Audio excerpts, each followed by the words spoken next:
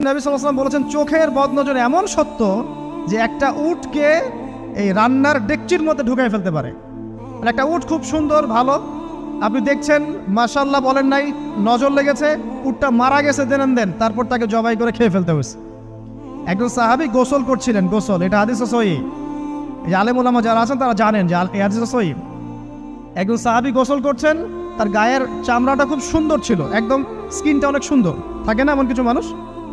আচ্ছা, এখন আরেকজন সাহাবী এই গোসল দেখছেন দূর থেকে, দেখে বলছেন যে কি চমৎকার তার শরীরের রংটা, যেন কুমারী নারীর মতো, অনেকটা এমন একটা কথা তিনি বলেছিলেন।